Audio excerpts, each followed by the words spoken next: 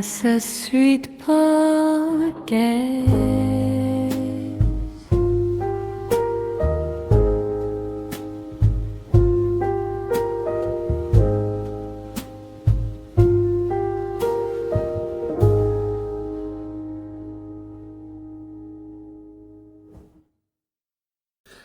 Alors, bonjour à tous et bienvenue à ce 7e épisode du Balado à sa suite.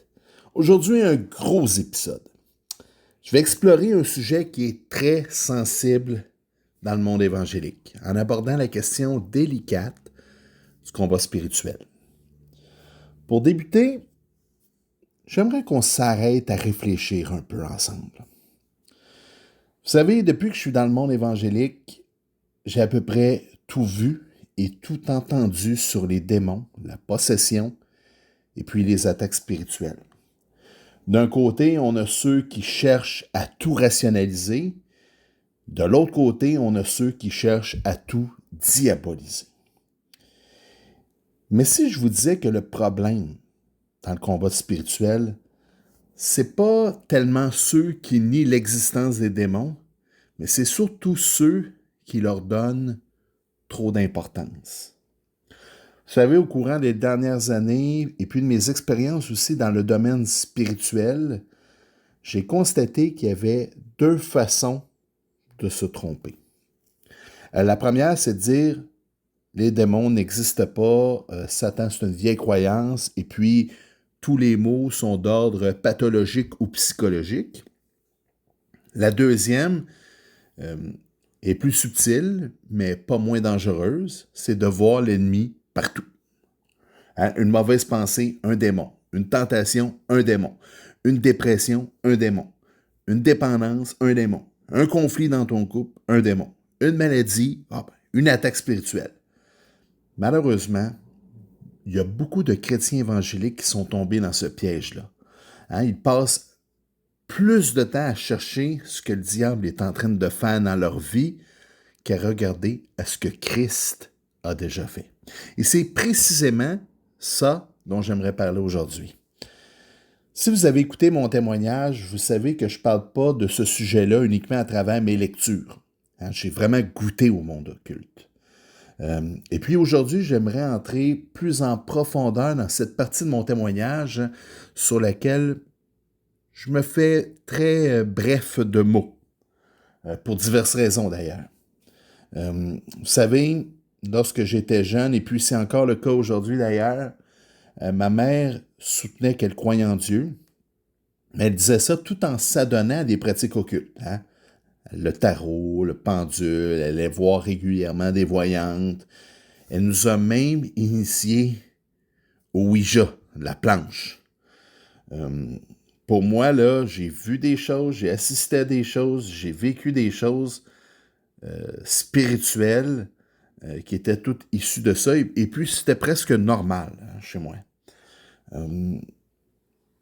Mais étrangement, alors que j'assistais parfois à certains phénomènes occultes, même si je n'avais pas la foi en Jésus-Christ, j'avais somme toute conscience de cette dimension-là d'un combat entre le bien et puis le mal.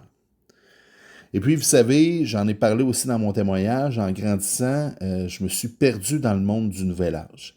J'ai possédé une boutique ésotérique, j'ai travaillé avec les cristaux, les tarots, je me suis plongé dans différentes pratiques spirituelles qui m'apparaissaient positives, bienveillantes et même inoffensives.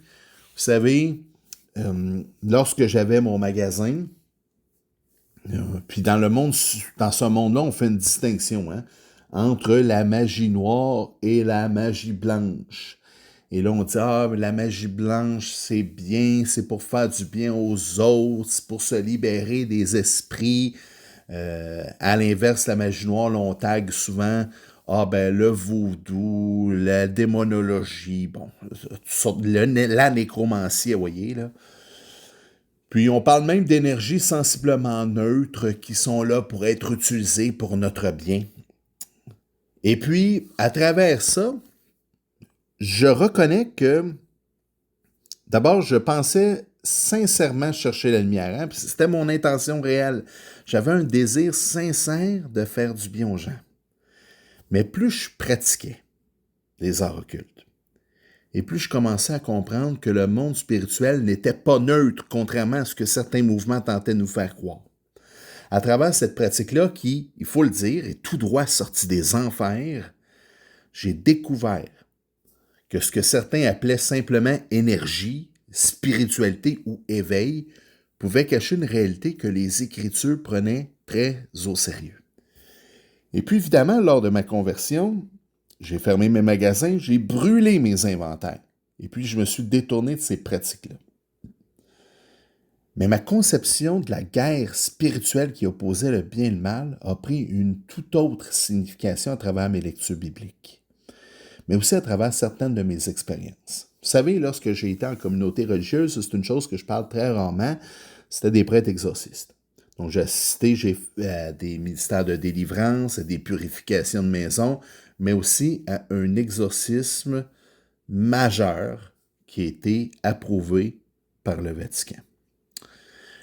Et puis, ce que j'ai vu cette journée-là, ça m'a profondément marqué. Pas parce que c'était spectaculaire, parce qu'honnêtement, même dans un exorcisme majeur, on est loin de la réalité qui est exposée dans les films d'Hollywood. Ça m'a marqué parce que j'ai été réellement confronté au mal. Je suis tombé face à face avec ce qu'il y avait de plus noir et de plus mauvais dans le monde spirituel, et ça m'a rappelé une chose, justement, cet événement-là que notre époque oublie souvent, c'est que le monde spirituel, il est réel. Donc Satan existe, les puissances des ténèbres existent, et oui, les évangiles nous montrent que Jésus a réellement délivré des personnes de démons. Mais, et il y a un gros mais, est-ce que ça signifie que chaque problème qu'on rencontre est une source démoniaque? Est-ce que chaque chrétien doit chercher à savoir s'il y a des esprits derrière ces difficultés? Est-ce qu'un chrétien a besoin d'une nouvelle session de délivrance chaque fois qu'il retombe dans un péché? Est-ce qu'un chrétien doit constamment chercher à savoir si chaque épreuve, chaque maladie ou même chaque revers de sa vie est le résultat d'une attaque spirituelle? Ou au contraire, est-ce qu'il doit apprendre à regarder à celui qui a déjà vaincu les puissances des ténèbres? Honnêtement, il y a quelque chose qui me préoccupe profondément dans certains discours évangéliques sur le combat spirituel.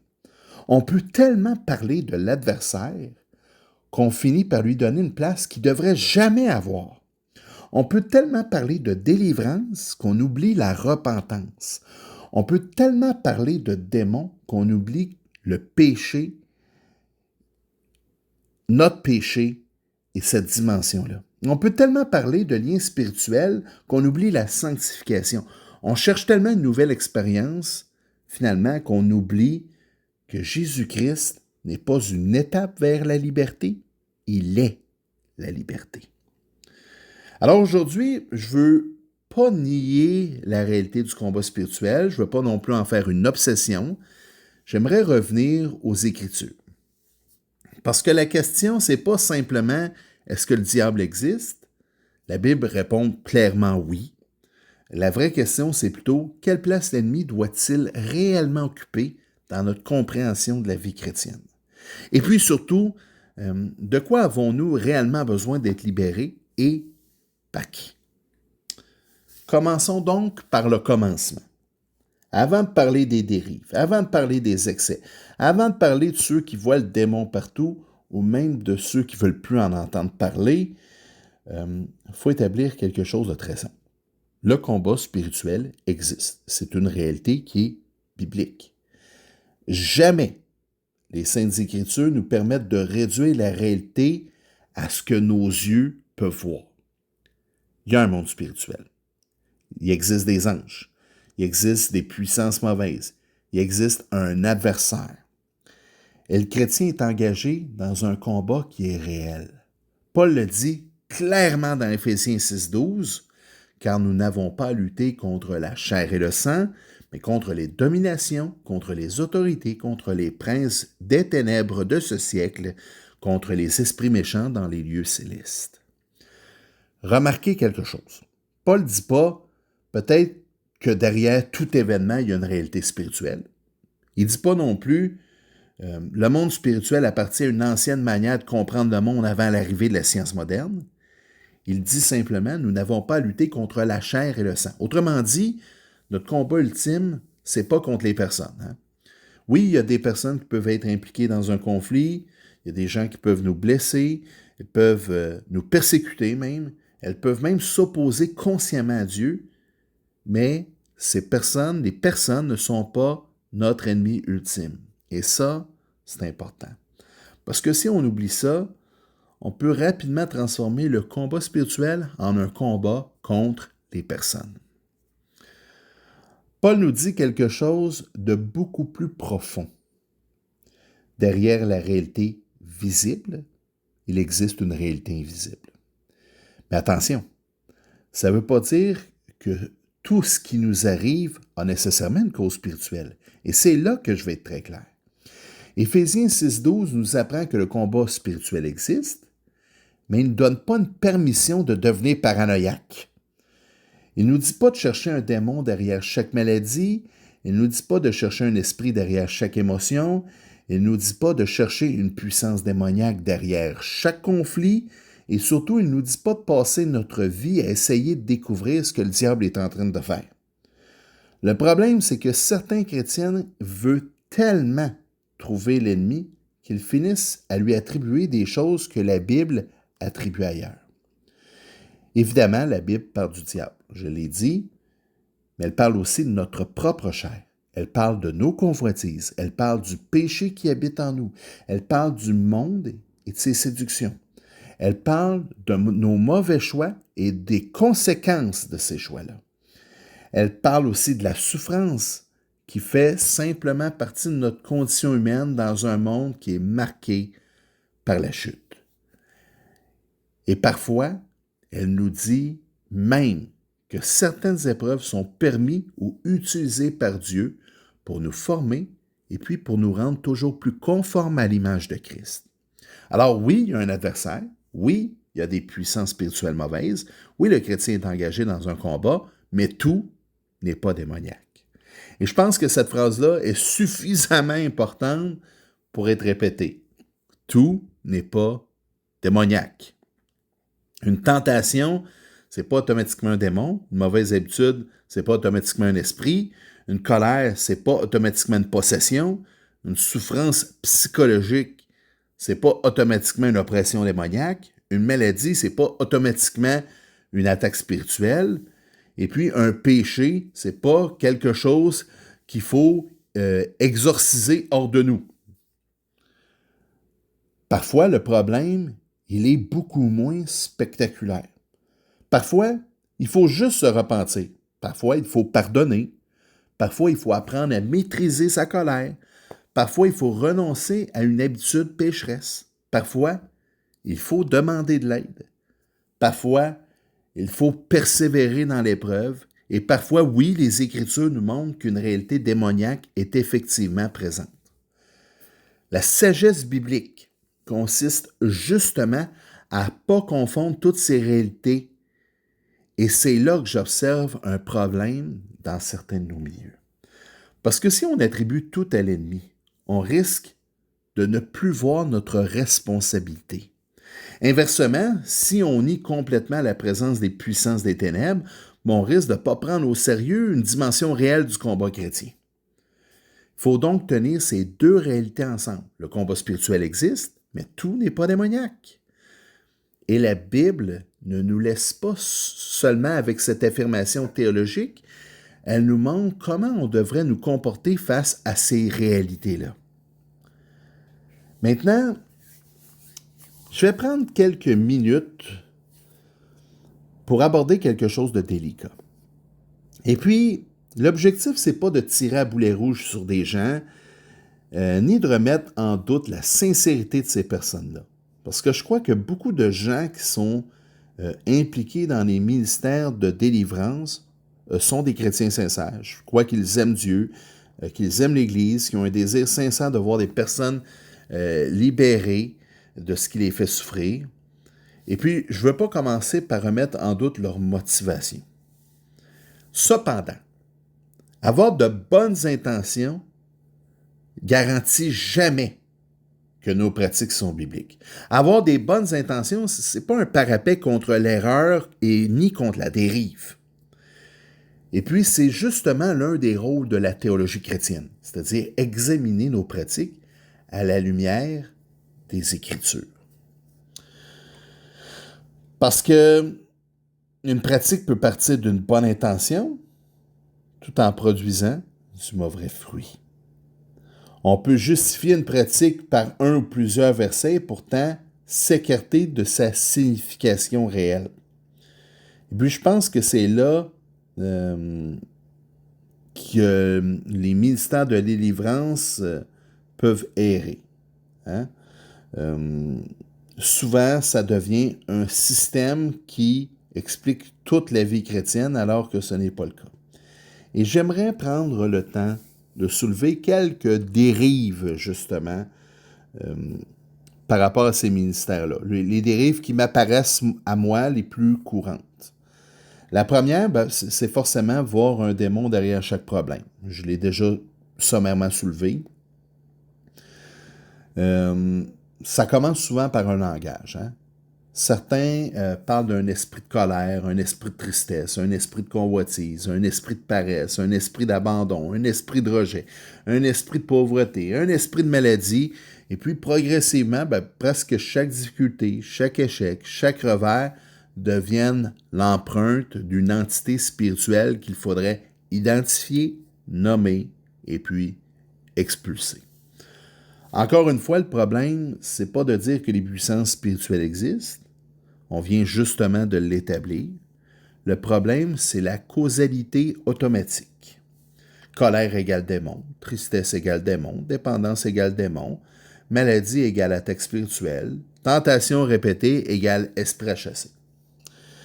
Vous savez, j'ai un ami de longue date qui m'a appelé il y a un certain temps pour me dire « Je crois, François, qu'il y a quelque chose après moi. » Depuis 3 ans, il n'est pas capable de garder une job. Il fait 1, 2 mois, 3 mois, il passe sa job. Ah, François, j'ai un esprit après moi. Il y a quelque chose, c'est sûr, il y a une puissance qui m'empêche de garder mes jobs. Bon. Dans plusieurs cas, dans certains milieux, on s'arrêterait à ça et on dira « Parfait, tu as besoin d'un ministère de délivrance. » Mais il faut creuser. Et c'est ce que j'ai fait. Et lorsque j'ai creusé, je me rends compte que le gars en question manque de tempérance, dit des choses scandaleuses à ses boss, manque de charité, manque d'amour. Finalement, il se fait mettre à la porte, pas à cause d'une attaque spirituelle, il se fait mettre à la porte parce qu'il y a des comportements désordonnés. Et c'est là qu'il faut être prudent. C'est là où il faut creuser. Parfois, la cause, c'est juste le péché. Et puis maintenant, j'aimerais vous amener à regarder à Jésus. Est-ce que Jésus traite la souffrance humaine par un exorcisme? Est-ce qu'à chaque fois qu'il y a une souffrance humaine, il arrive et il délivre quelqu'un d'un démon? Ben non. Et oui, parfois, dans des rares cas, Jésus délivre une personne d'un démon. Mais la plupart du temps, le Seigneur pardonne les péchés, il appelle à la repentance, il enseigne à porter sa croix, il demande à une personne de croire, d'obéir et même de changer de comportement. Jésus, dans le fond, il n'y a pas juste une explication à toute la souffrance humaine. Et puis, regarder à Jésus, à son ministère, ça devrait nous rendre à la fois humbles, mais aussi prudents. Parce que la Bible elle-même est beaucoup plus riche dans ses explications de la souffrance humaine qu'un système exclusivement démonologique. Elle parle du diable, mais elle parle aussi de la chair, elle parle de nos convoitises, elle parle du péché, elle parle des tentations du monde et de sa corruption, elle parle de nos décisions et de leurs conséquences, elle parle de notre faiblesse humaine, elle parle de l'erreur, elle parle de la souffrance, Et elle parle même, comme je l'ai mentionné précédemment, de Dieu qui utilise certaines épreuves pour former ses enfants. Alors, pourquoi vouloir absolument tout faire entrer dans une seule catégorie? Tout n'a pas besoin d'être délivré. Certaines choses doivent être confessées, certaines choses doivent être combattues, d'autres doivent être guéries, certaines choses doivent être supportées, et puis certaines choses doivent être simplement traversées avec foi. Réduire toute cette complexité à « il y a un démon derrière qu'il faut chasser », c'est pas rendre la réalité spirituelle plus biblique. Hein? C'est parfois simplement la rendre trop simple. Ensuite, la deuxième dérive, c'est les guerres spirituelles territoriales. Ça, c'est l'idée selon laquelle certaines régions seraient contrôlées par une puissance démoniaque qui est particulière, qu'il faudrait identifier, nommer et neutraliser avant de pouvoir efficacement évangéliser. Là, on parle là, de princes territoriaux, de forteresses spirituelles ou encore de cartographie spirituelle. Et puis, cette approche-là, elle prend ses assises bibliques dans Daniel chapitre 10, où on voit un ange qui parle du prince du royaume de Perse. Hein, le texte, il est réel, il témoigne effectivement de dimensions cosmiques et invisibles du conflit spirituel. Mais je pense qu'il faut être prudent avec ce qu'on fait de ce texte-là. Parce qu'il y a une différence entre reconnaître que Daniel chapitre 10 révèle une réalité spirituelle et puis construire un système de cartographie des démons à partir de ce passage-là. Le Nouveau Testament ne donne pas du tout ce modèle-là d'ailleurs. Hein. Lorsque Paul arrive à Athènes, il ne commence pas par identifier les démons de la philosophie grecque. Hein. Il ne demande pas à l'Église de cartographier les puissances qui contrôlent la ville. Il annonce Christ. Il proclame la résurrection. Il appelle les hommes à la repentance. Et puis c'est là toute la beauté de l'Évangile. Face à une culture qui est profondément idolâtre, l'apôtre Paul ne commence pas par chasser les démons, il annonce Jésus. Et ça devrait nous faire réfléchir. Parce que l'objectif de la mission chrétienne n'a jamais été de devenir des experts en démonologie. L'objectif, c'est d'annoncer l'Évangile. Ce qui m'amène à la troisième dérive qui est une conséquence directe de la première.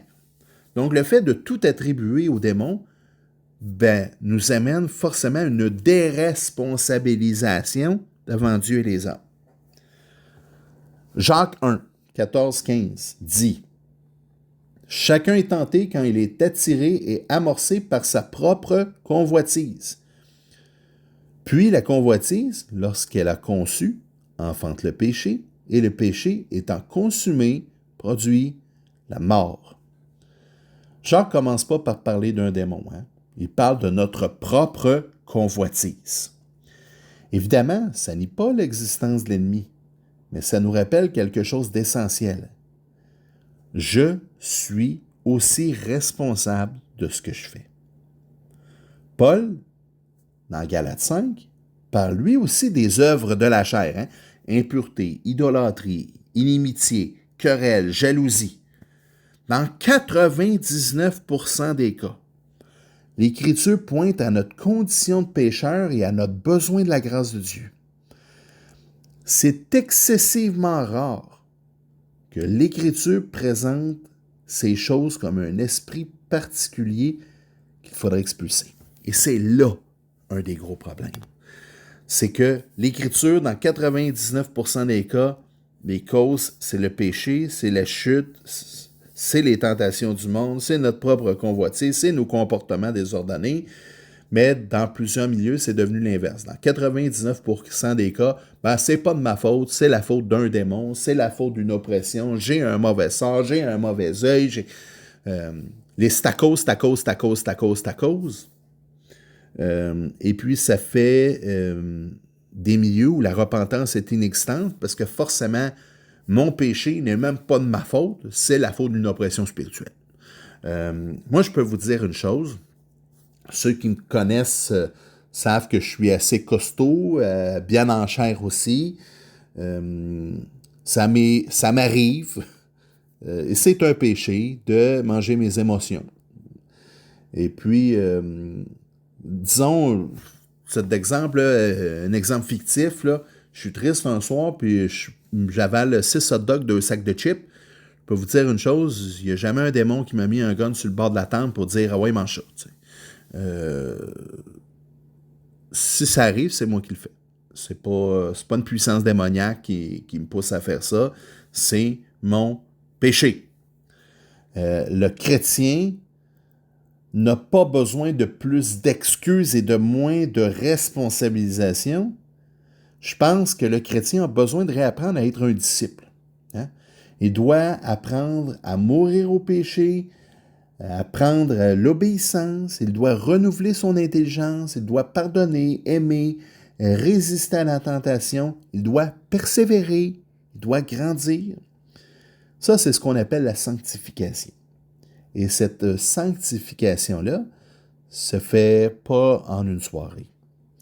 Plus encore, on a l'Esprit de Christ qui nous éclaire, qui nous guide, qui nous sanctifie. Hein? La Bible nous dit qui nous convainc de péché, de justice et de jugement. Puis on n'est pas seul dans cette marche, heureusement. Et puis il faut prendre le temps de le dire, on est incapable de faire toutes ces choses-là par nos propres forces. Moi, je ne suis pas capable de mourir au péché, je ne suis pas capable d'être obéissant, de renouveler mon intelligence, de pardonner, d'aimer, s'il n'y a pas l'Esprit qui m'aide, qui me forme, qui me donne la force même de faire ça. Dans son livre, La mortification du péché, le théologien puritain John Owen écrit « Si tu tues le péché, soit tu tues le péché, pardon, soit le péché te tuera. » Il n'y a donc pas de demi-mesure. Si tu laisses le péché entrer dans ta vie, tu ne fermes pas la porte à ça, il va t'emmener dans les bas-fonds. C'est sûr à 100%. Et puis la mortification du péché, ce que nous on appelle plus communément la sanctification, c'est l'œuvre de toute une vie, pas une session. La sanctification, c'est un chemin, pas un événement. Et puis, ça ne signifie pas qu'une personne puisse jamais avoir besoin d'une intervention particulière, d'une prière de délivrance ou même d'un accompagnement pastoral. Ça signifie simplement qu'il ne faut pas remplacer la vie chrétienne par une succession d'expériences de délivrance. Et c'est ce qui m'amène à la 4e dérive, c'est-à-dire créer une dépendance envers un ministère de libération, de guérison. Vous savez, à travers mes années de vie chrétienne, j'ai rencontré des personnes qui allaient à toutes les sessions de délivrance possibles et imaginables. Et s'il y en avait 10 par année, là, ils se pointaient aux 10. Et peu importe la distance, ils faisaient le chemin. Là. Il y avait toujours quelque chose de plus enlevé. Il y avait toujours une couche supplémentaire, une porte ancestrale enfermée, un lien à briser, une génération supplémentaire à libérer. Et puis, bon, je ne cherche pas à tomber dans la caricature parce que je crois que ces personnes-là qui courent ce type de ministère-là ont une souffrance qui est réelle, une souffrance qui n'est pas imaginaire. Et je pense que leur désir d'être libre, il est sincère. Mais il faut savoir, il faut avoir le courage de poser la question difficile. Est-ce que ce système-là les conduit réellement vers une liberté croissante? Ou est-ce qu'il les maintient dans l'attente de la prochaine expérience?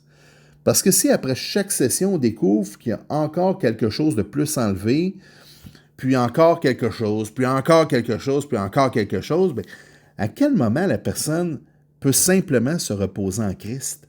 À quel moment elle peut croire que l'Évangile est suffisant? À quel moment elle peut arrêter de se demander qu'est-ce qu'il y a encore de caché en moi? Quel démon est-ce que je n'ai pas encore identifié? Quelle porte je n'ai pas encore fermée? Et commencer simplement à dire « J'appartiens au Seigneur Jésus-Christ ». C'est là que la question devient fondamentale. Est-ce que Jésus est suffisant?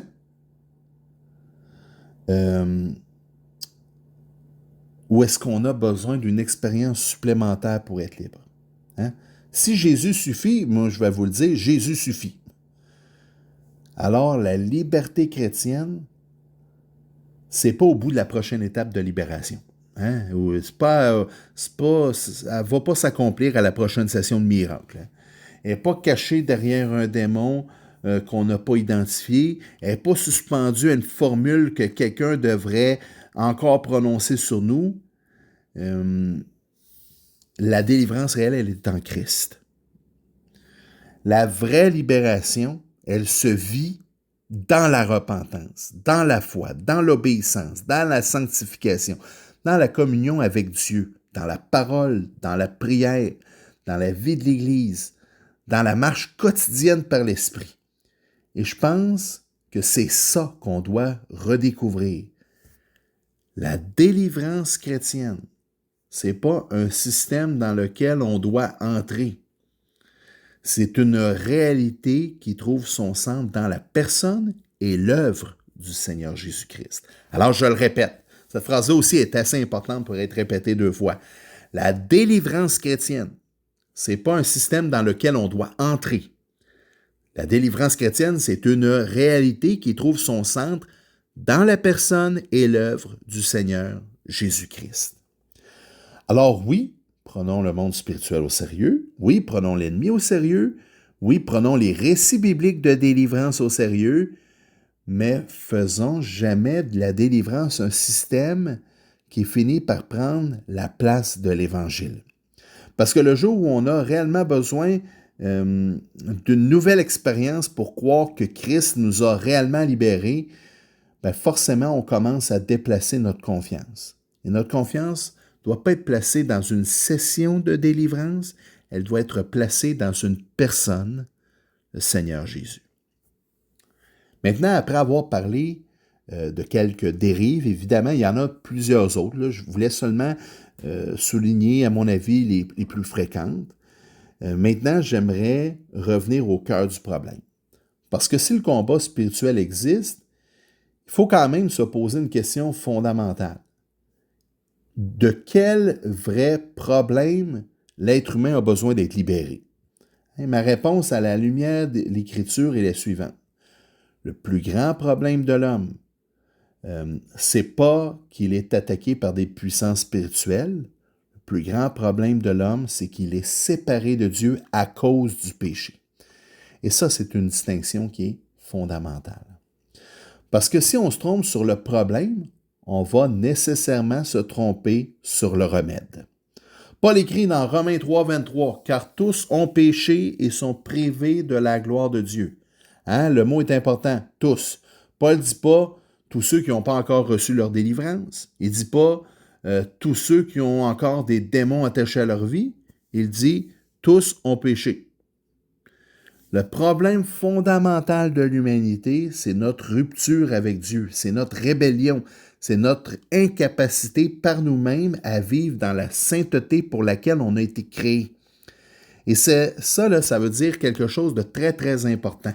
Notre besoin le plus profond, c'est pas d'être débarrassé d'une puissance extérieure. Notre besoin le plus profond, c'est d'être réconcilié avec Dieu. Et le remède ultime, c'est pas une formule, c'est pas une technique, c'est pas une session de délivrance, c'est pas quelqu'un qui aurait suffisamment d'autorité spirituelle pour prononcer les bonnes paroles sur nous en nous imposant les mains. Le remède, c'est Jésus-Christ. Paul écrit en Romains 6, verset 6, « Notre vieil homme a été crucifié avec lui, afin que le corps du péché soit détruit, pour que nous ne soyons plus esclaves du péché. » Hein, le vocabulaire est très important. Paul dit crucifié, détruit, plus esclave. Paul parle de liberté. Il ne nous renvoie pas à une nouvelle expérience de délivrance. Il nous renvoie vers Christ et sa croix. C'est là que se trouve la libération fondamentale du chrétien. Ce n'est pas dans une formule qui est prononcée sur nous. C'est pas dans une expérience mystique, c'est pas dans une session supplémentaire qui viendrait compléter ce que Jésus aurait commencé. C'est la croix. Comprendre ça, ça vient changer complètement notre manière de voir le combat spirituel. Parce que le chrétien se bat pas pour essayer de faire en sorte que Christ gagne. il combat à partir d'une victoire que Christ a déjà remportée. Et ça, c'est une immense différence. On n'est pas en train d'essayer de convaincre de Dieu de nous libérer. Il n'est pas en train de chercher la clé secrète qui nous permet, qui va permettre enfin à Jésus de faire quelque chose qu'il n'aurait pas encore accompli. On vit dans ce que Christ a déjà accompli. C'est pourquoi l'apôtre Paul peut écrire quelques chapitres plus loin dans Romains 8, verset 1. Il n'y a donc maintenant aucune condamnation pour ceux qui sont en Jésus-Christ. Aucune condamnation. Pas aucune condamnation si tu as identifié tous les esprits liés à ton passé. Pas aucune condamnation si tu as fermé toutes les portes spirituelles. Pas aucune condamnation si tu as reçu suffisamment de sessions de délivrance. Aucune condamnation pour ceux qui sont en Christ. C'est ça l'Évangile. Par contre, ça ne signifie pas que le chrétien ne lutte plus. Ça ne signifie pas que la tentation vient de disparaître. Ça ne signifie pas que l'adversaire cesse d'être actif. Ça ne signifie pas qu'on ne va jamais rencontrer la souffrance. Ça signifie quelque chose de beaucoup plus profond. Notre identité, notre salut, notre espérance, ça ne dépend pas de la puissance de l'ennemi, ça dépend de notre union avec Christ. Et puis c'est là que je veux faire entrer mon propre témoignage. Je repense à l'époque où j'étais dans le Nouvel Âge. Je comprends aujourd'hui que ce que je cherchais, que ce que je recherchais réellement, sans nécessairement savoir le nommer, c'était en réalité la paix. Je cherchais une forme de liberté intérieure. Je cherchais peut-être même une guérison de quelque chose que je ne savais pas identifier. Et puis les pratiques ésotériques me donnaient l'impression d'offrir des réponses à ces mots intérieurs-là. Hein? Il y avait des techniques, des objets, des pratiques, des expériences, des choses à faire pour atteindre cet objectif-là, mais il y avait toujours quelque chose de plus à chercher. Il y avait une expérience nouvelle, une nouvelle connaissance, une nouvelle pratique, une nouvelle réponse. Finalement, ce que j'ai découvert en Christ était complètement différent. Je n'ai pas trouvé une technique, j'ai trouvé une personne. Je n'ai pas découvert une méthode qui allait enfin me permettre d'être libéré de moi-même. J'ai découvert quelqu'un qui venait à ma rencontre dans ma propre incapacité. Jésus ne m'a pas donné simplement un outil pour être libre, il s'est donné lui-même. Et c'est là que l'Évangile devient tellement plus grand qu'une simple délivrance des puissances démoniaques. Parce que Jésus n'est pas venu seulement pour rendre les gens capables de vivre quelques années de plus sans être tourmentés, il est venu nous réconcilier avec le Père. Il est venu nous arracher du royaume des ténèbres pour nous transférer dans son royaume. Il est venu pardonner nos péchés. Il est venu nous donner son esprit. Il est venu faire de nous son peuple. Et il est venu nous conformer à son image. Il est venu nous donner la vie éternelle.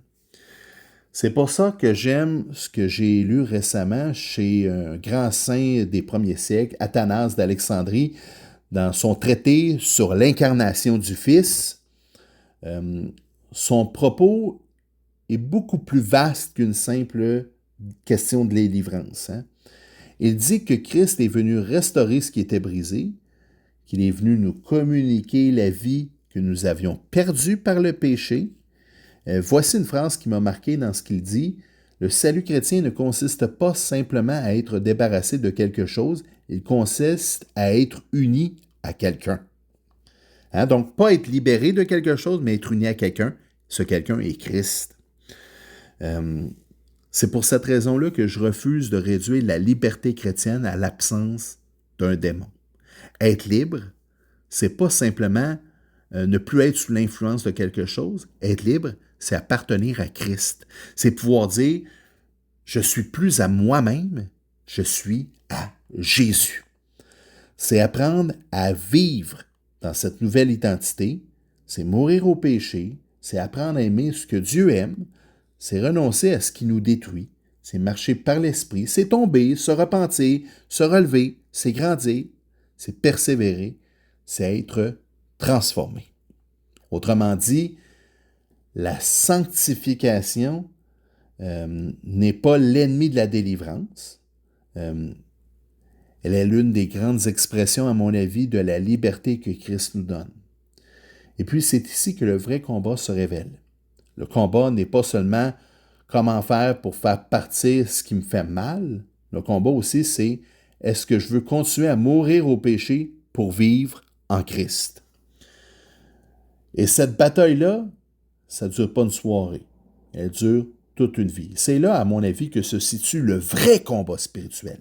Non pas contre des puissances démoniaques ou des mauvais sorts, mais contre le péché qui nous gruge, qui nous ronge, qui fait du mal à notre entourage. Il est là le vrai combat. Et puis ce combat-là, on ne le mène pas seul. On le mène dans la foi, par la grâce, par l'esprit, dans l'Église locale, au travail, avec notre famille, avec la parole de Dieu et surtout en Christ. Parce que la liberté chrétienne, ça ne consiste pas à passer toute notre vie à demander quel démon dois-je encore chasser. Ça consiste à apprendre jour après jour à répondre « Seigneur, comment est-ce que je peux te suivre aujourd'hui? Qu'est-ce que je peux faire pour faire ta volonté? » C'est là le vrai combat. Et puis, c'est pourquoi le centre du combat spirituel, c'est pas finalement Satan ou les démons, c'est Christ. Et c'est là où on s'égare. C'est là où finalement tout bascule. C'est que Christ, il n'est plus devenu le centre du combat spirituel. Le péché, il n'est plus devenu la cause principale du combat spirituel. C'est que tout tourne alentour de l'ennemi et des puissances des ténèbres. Est-ce qu'on se rend compte qu'en adoptant ce modèle de pensée-là, c'est plus tant à Christ qu'on regarde qu'à l'adversaire?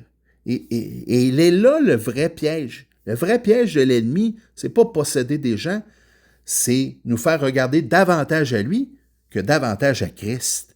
C'est chercher des moyens magiques, miraculeux d'être libéré plutôt que d'aller à la repentance puis d'aller au pied de la croix. Et elle est là la vraie problématique.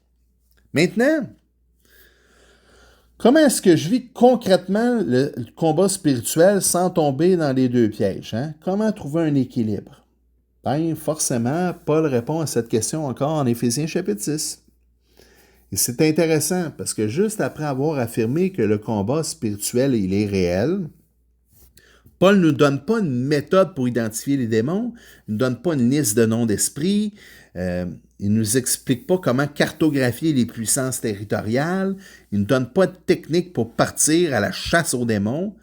Il dit au verset 11, Éphésiens 6, 11, « Revêtez-vous de toutes les armes de Dieu, afin de pouvoir tenir ferme contre les ruses du diable. » Tenez ferme. Il ne dit pas lancer de l'eau bénite, il ne dit pas utiliser le nom de Jésus comme un mantra, il ne dit pas prenez autorité sur les puissances des ténèbres, il dit tenez ferme. Et puis cette expression-là, elle est super importante. Le chrétien n'est pas appelé à vivre dans une recherche permanente de confrontation avec le monde démoniaque. Il est appelé à demeurer fidèle à Christ au milieu d'un monde où le mal existe. Et puis regardez ce que Paul appelle l'armure de Dieu, hein? La ceinture de vérité, la cuirasse de la justice, les chaussures de la préparation de l'évangile de paix, le bouclier de la foi, le casque du salut, l'épée de l'esprit qui est la parole de Dieu. Et puis remarquez quelque chose. L'armure ressemble beaucoup plus à une vie chrétienne fidèle qu'à une séance de délivrance. La vérité, pas une technique. La justice qui se caractérise par une vie qui cherche à marcher dans la sainteté. La paix qui est une disposition qui vient de l'esprit. La foi symbolisant notre confiance persévérante en Dieu. Le salut, qui est notre espérance fondée sur ce que Dieu a accompli en Christ. La parole de Dieu, l'écriture inspirée, infaillible, qui est crue, méditée et mise en pratique. C'est ça l'armure. Et puis, ça devrait peut-être nous surprendre Parce que si on avait demandé à certains chrétiens aujourd'hui comment tu te protèges contre le combat spirituel, bien forcément, on aurait entendu des choses comme je dois identifier les esprits, je dois fermer les portes, je dois faire telle prière particulière, je dois faire telle déclaration, je dois briser telle malédiction, je dois avoir tel gris-gris pour me protéger, tel talisman. Finalement, on aurait entendu plein de choses, sauf l'armure de Dieu. Et puis, lorsque Paul décrit l'armure spirituelle, il nous ramène à quelque chose de beaucoup plus simple, hein, que toutes ces choses-là de talisman, de ministère, de prière particulière. Et il dit la vérité, la foi, la justice, le salut, la parole, puis la paix. Autrement dit, la meilleure manière de résister aux ténèbres, c'est pas de devenir obsédé par les ténèbres, c'est de demeurer dans la lumière. Et Paul ajoute quelque chose qui est peut-être encore plus important, hein, la prière. Éphésiens 6, 18. Priez en tout temps, par l'Esprit, avec toutes sortes de prières et de supplications. Remarquez encore une fois ce que Paul fait. Il ne donne pas une formule magique, il nous appelle à prier en tout temps, à prier par l'Esprit, à prier avec persévérance, à prier pour les saints, à prier pour que l'Évangile soit annoncé. La prière, ce n'est pas une incantation chrétienne qui nous permet de contrôler le monde spirituel. La prière est la dépendance du chrétien envers Dieu et c'est très différent. Moi, quand je vois des prières de gens qui veulent prendre autorité, puis on doit prendre autorité sur... La prière, c'est pas ça. La prière, c'est la dépendance du chrétien envers Dieu. C'est à travers ça que tu renforces ta relation authentique et sincère avec le Dieu vivant.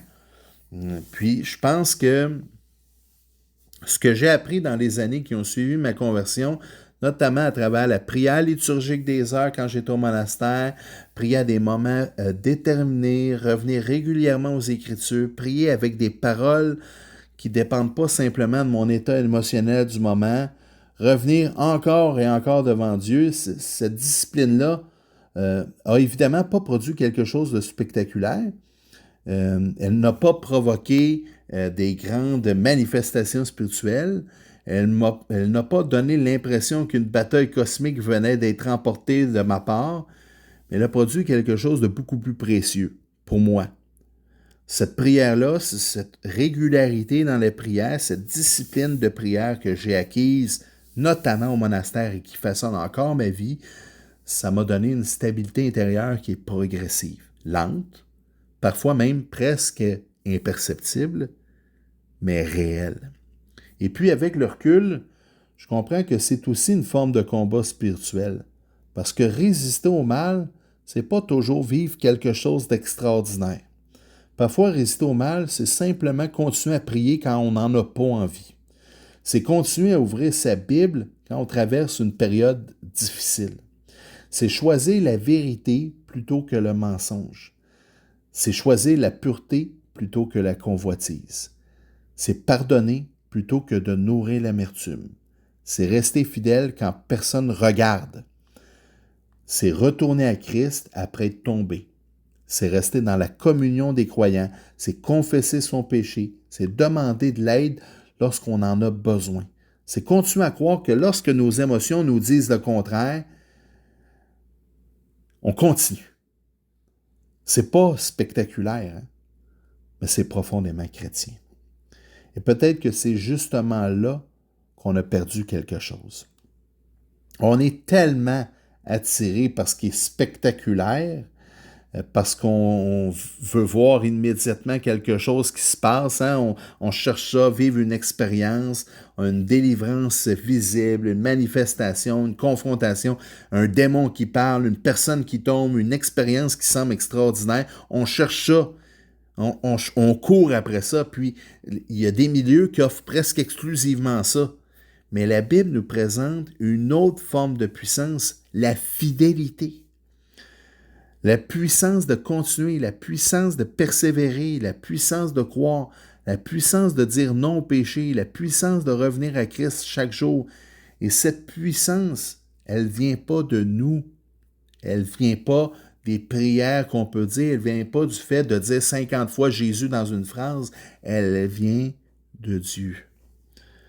C'est pourquoi l'image de l'armure présentée par l'apôtre Paul au Éphésiens chapitre 6 est vraiment importante.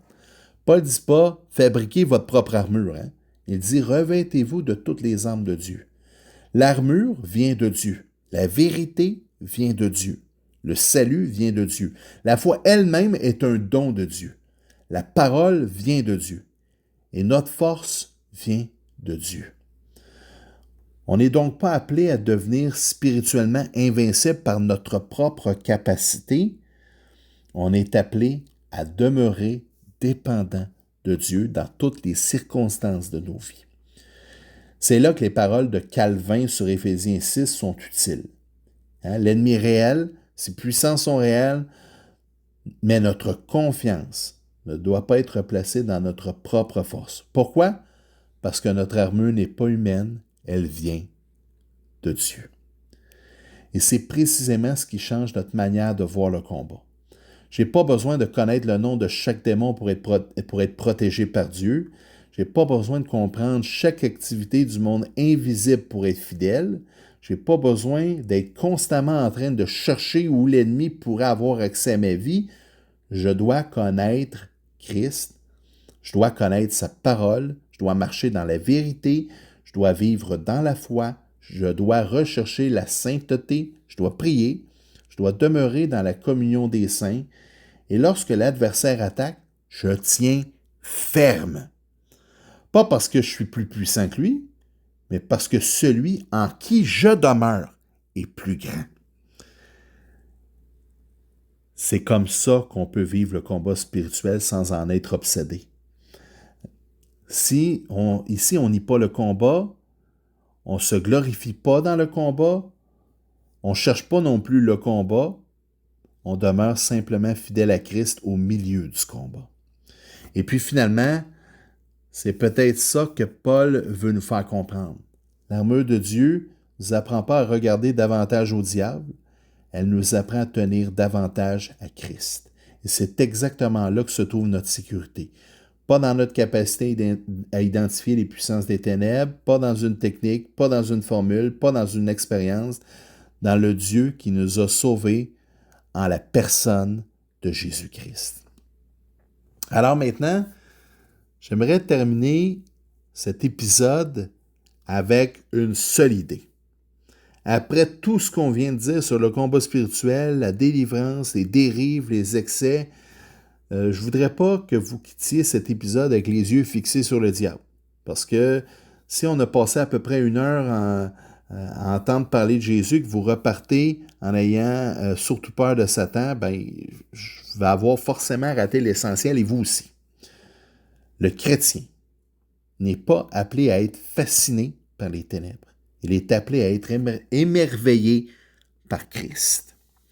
La Bible ne nous dit pas « regardez constamment derrière vous ». Elle dit, en Hébreux 12, versets 1 et 2, « Courons avec persévérance dans la course qui nous est proposée en regardant Jésus, le chef et le consommateur de la foi. » Jésus. Voilà notre direction. Et c'est pourquoi on peut regarder Jésus avec autant d'assurance. Parce que Christ a déjà remporté la victoire. C'est pour cette raison-là qu'on peut regarder avec lui avec joie, avec persévérance. Il a remporté la victoire. Colossiens 2,15 dit « Il a dépouillé les dominations et les autorités et les a livrées publiquement en spectacle en triomphant d'elles par la croix. » Jésus a triomphé à la croix, pas demain, pas après la prochaine session de guérison, pas après que nous avons identifié tous les esprits qui pourraient nous attaquer. Il a triomphé à la croix. Jésus est mort. Jésus est ressuscité. Christ règne. Et c'est une différence que nous devons absolument comprendre. Le chrétien ne combat pas pour savoir qui va gagner. Le chrétien combat depuis la victoire de Christ qui est déjà accomplie. C'est pour ça qu'Hébreux 2 nous dit que Jésus, par sa mort, a réduit à l'impuissance celui qui avait la puissance de la mort, c'est-à-dire le diable. Et c'est pourquoi l'Apocalypse peut parler de ceux qui ont vaincu à cause du sang de l'agneau. Pas à cause d'une technique, pas à cause d'une formule, pas à cause d'une connaissance secrète du monde spirituel, à cause du sang de l'agneau. Et je repense à cette expérience dont je vous ai très sommairement parlé, cet exorcisme auquel j'ai assisté, que j'ai été témoin. Je pourrais vous raconter tous les phénomènes, je pourrais vous raconter toutes les choses troublantes, je pourrais vous parler de ce qui me semblait inexplicable, mais ce que je veux que vous reteniez, c'est que le plus impressionnant finalement, c'était pas le démon. Le plus impressionnant dans tout ça, c'était Jésus.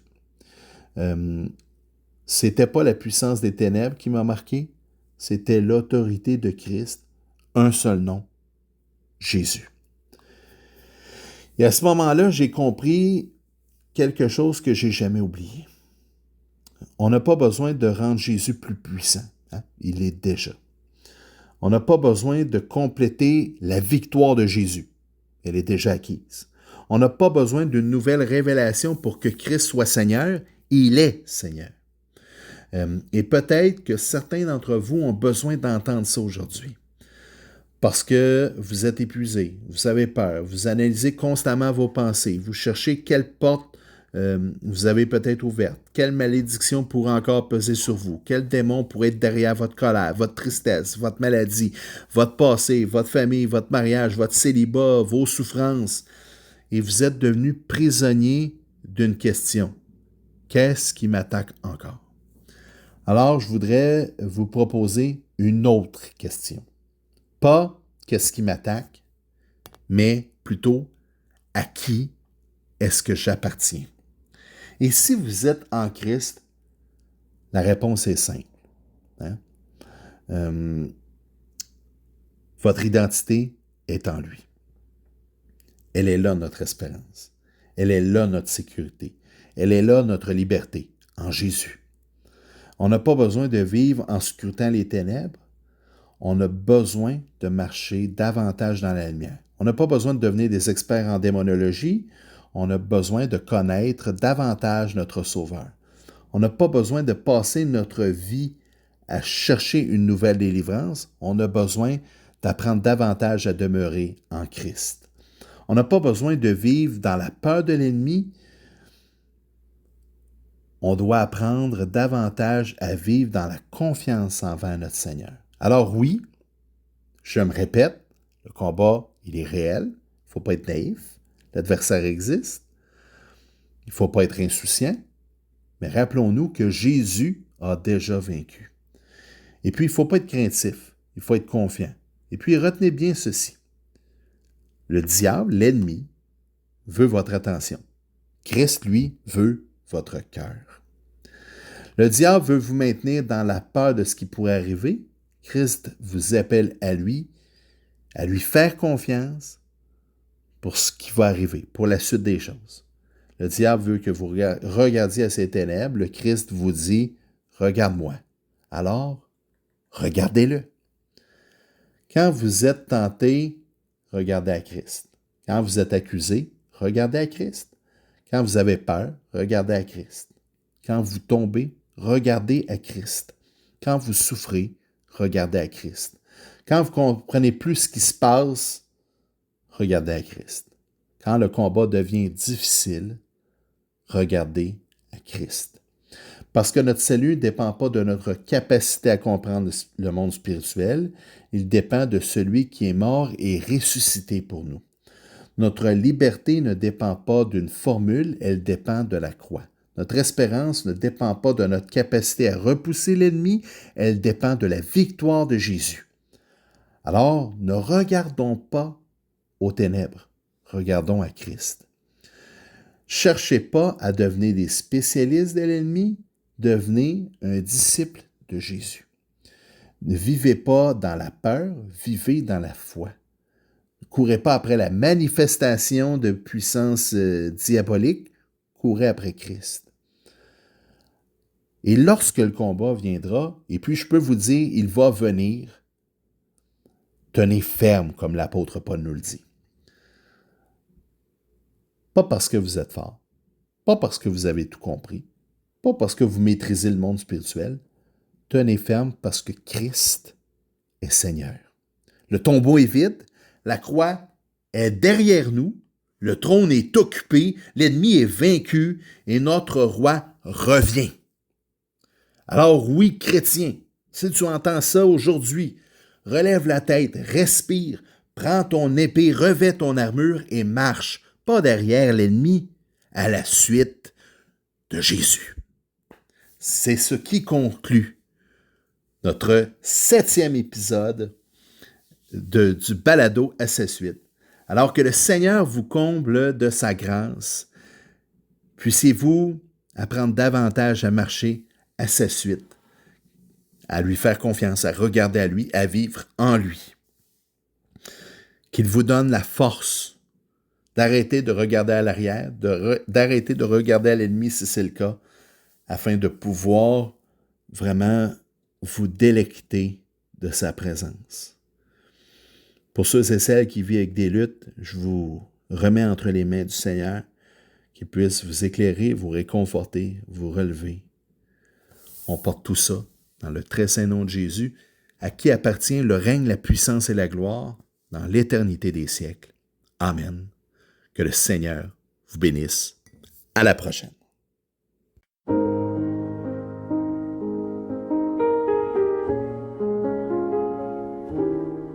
As a sweet parted